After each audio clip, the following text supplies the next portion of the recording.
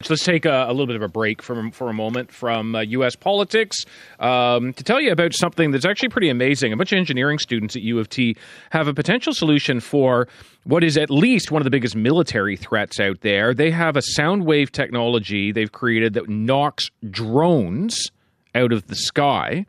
They took on big aerospace giants at a competition earlier this year and placed second, and now they've created a startup to bring their invention to the public. Michael Acquaviva is the chief engineer at Prandtl Dynamics and joins us now. Michael, how are you? I'm doing good. How are you doing? I'm well. Am I pronouncing the name of the company properly? You are. I am. Yes. Okay, excellent. So Prandtl, what exactly is it that you've created here, and how would it be used? Sure. So we've developed technology which uses ultrasound technology to basically interfere with the gyroscopes that are on board many of these unmanned aerial devices. That fly in the sky. So we broadcast a sound wave that creates a resonance effect inside these gyroscopes, and as a result, it causes the sensors to malfunction, and we can create a few different effects. We can force the drones to land, force them to veer off in a direction that we desire, or we can just completely mess up their telemetry data. We can also disable cameras. So there's a lot of potential uses for ultrasound technology that we're working on developing right now. I mean, I can think right away. There's military, non-military applications for just this kind of a technology on the military front. I mean, I've spent time in Ukraine. You look at what's happened in the Middle East, the use of drones, mass swarms of drones, and attempting to push through the defenses. This could be used to defend against that. Exactly, yeah. So we have a few use cases. There's definitely the military side.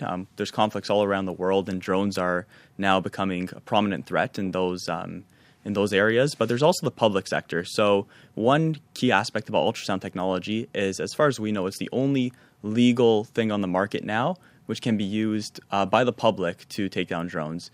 So there's other solutions like shooting lasers at drones, using projectiles, kinetic methods. There's also RF jammers, which disrupt the link between the controller and the drone itself.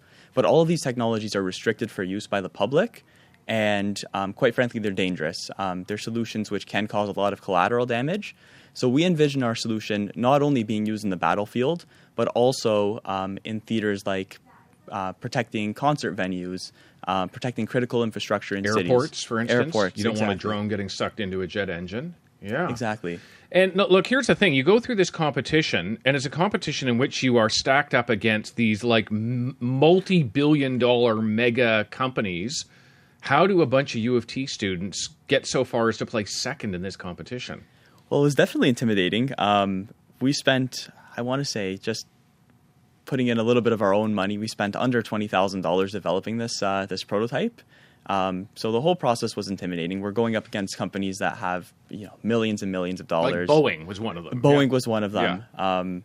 It was an incredible journey. We really put our minds together, used everything that we learned at school, and did something that was completely different from what anybody else was doing. So it did pay off in the end. And so now what? You're trying to bring this to market? Yeah, so our biggest challenge right now is range.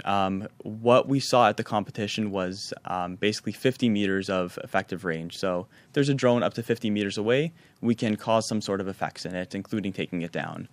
We want to bring that range up to about 150 meters, and that's our biggest hurdle. Ultrasound doesn't propagate well through the air, so there's a lot of advanced techniques that we have to do in terms of fabricating our own transducers, working on amplification. Those are the key steps that we're working on right now. Would you actually study at U of T? I studied electrical engineering. Yeah. No, Michael, it's absolutely amazing what you've accomplished. Congratulations. Thank you so much, David. That is Michael Acquaviva, who is the chief engineer at Prandtl Dynamics.